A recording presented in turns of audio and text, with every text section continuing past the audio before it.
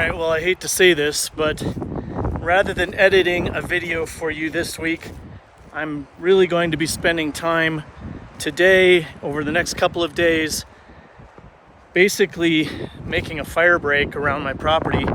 I've got a lot of weed whacking to do. We've got weeds all around the cabin, and I've got some branches hanging down, as you can see over here, that I'm going to cut off.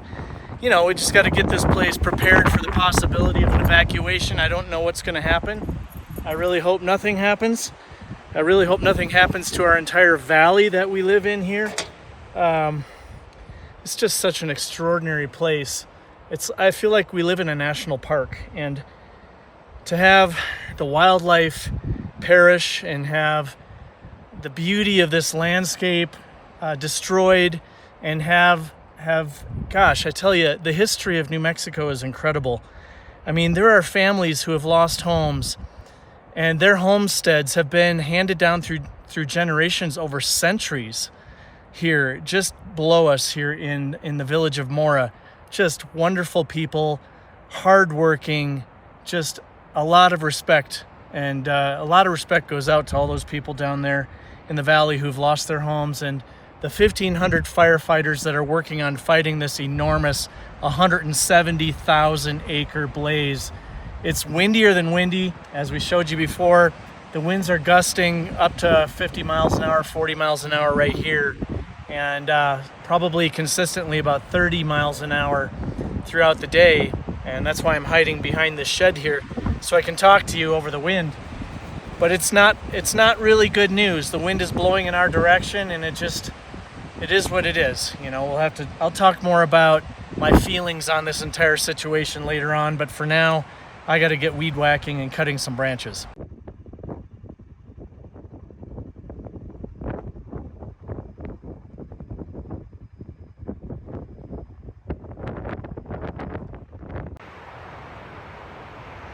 I don't know if you can see, but it is snowing ash here from the fire. It's got pretty hazy here. I think the wind switched directions.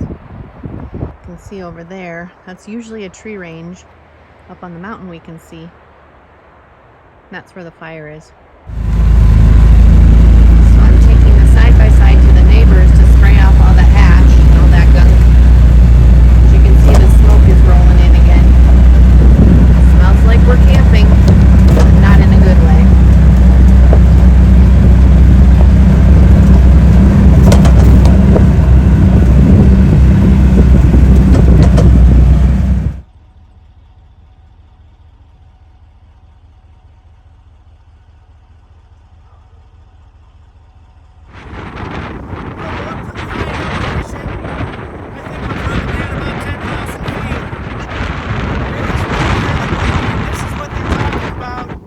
Talking about the high winds coming around for the next 5 days, causing the potential for our forest fire down in the valley to come up our way. It is a strong wind. This is probably 60 mile an hour winds. All right, friends, I've come in for the afternoon. I worked very hard outside today. Heather's still out there doing a few things. Yeah, the fires. Well, I'm considering doing a Facebook Live this week, if I feel like I've got the time and the energy to do it. We've been working a lot around here to try to get things buttoned down in case we have to evacuate. And we talked to a few friends that told us that they had been evacuated from Holman, New Mexico, and that they were told that there's a good possibility they might not be able to return home to their property until July. I think that's just unbelievable. I'm hoping that if we get evacuated here, it's not going to be that long, because obviously we've got a wedding here on June 18th right here at the cabin. So we need to figure out whether or not we're going to host the wedding here or we're going to host it somewhere else. But it's kind of too soon to say how we're going to handle that, because, you know, it could just be a close call and things might burn out, and they might be able to put this fire out, because the winds are supposed to calm down by the end of this week and be much more manageable. When the winds are calmed down, then the aircraft, they've got 20 different aircraft here that are maintaining fire edge and working on putting out this fire. But when the winds are this strong, 50 and 60 mile an hour gusts, the aircraft can't fly at all. So hopefully by the end of the week, the weather's going to calm down, and maybe the humidity will rise. And, usually by mid to the end of May, we start to get rain here. Gosh, last year at this time, I came out to the property in mid-June, and it was extremely green here because we had gotten so much rain. So I'm hoping that's the case this year as well. Anyway, I don't know what's going to happen. It's all up in the air. I've had to do a lot of soul searching around this whole thing because, as most of you know that watch this channel, this is my dream. My dream was to come out here and build this cabin in the woods and have a lifestyle where I have a home paid for, living in the woods, and live a much more peaceful lifestyle.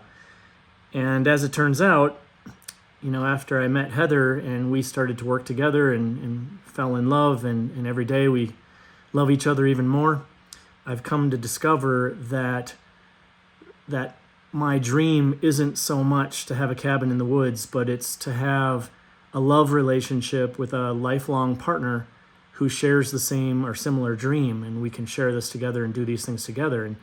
And Heather's that person for me, and that's why we're getting married next month. And, I guess at the end of the day, a cabin can be replaced. A relationship like we've developed can't be replaced very easily, and so, if at all. So I'm much more clear now. This has caused me to have a lot more clarity about what my dream truly is. And the reality is, Heather's not replaceable. This cabin is. And so that's where we're at. And, where the chips will fall where they may. And, we've got insurance coverage. We've stuck a lot of our energy, blood, sweat, and tears into building this cabin up the way we really love it. And this property is very beautiful. And as I mentioned earlier, we feel like we live here in a national park. But if it burns, what can you do about it? That's nature. And you just have to roll with the punches and move forward. And hopefully it doesn't affect you too much. You have resilience. And with these kinds of things, my parents' house burnt down in a forest fire in Arizona a number of years ago. And I recall my stepdad had just bought a whole big pallet load or a truckload of cedar, and he was cedar siding the outside of the cabin. And the fireman came around and said, "Hey, you're in go status. You're supposed to evacuate." And my stepdad said, "Yeah, I know. I just want to get this one side of the cabin done." And then, of course, they were at a shelter and saw on television their house burning to the ground. So, there's some food for thought there as well. And so it is what it is. And we'll survive, and as long as we're safe and happy and healthy, and we have a means for moving forward, we will. And so, anyhow, I might have a YouTube live later on this week. I've never done a YouTube live before, but it just makes sense for me because I just don't have the time to edit, and doing the things I need to do around here to protect my assets is a priority for me and for Heather. So that's where we're at. Thanks for your patience and understanding, and take care.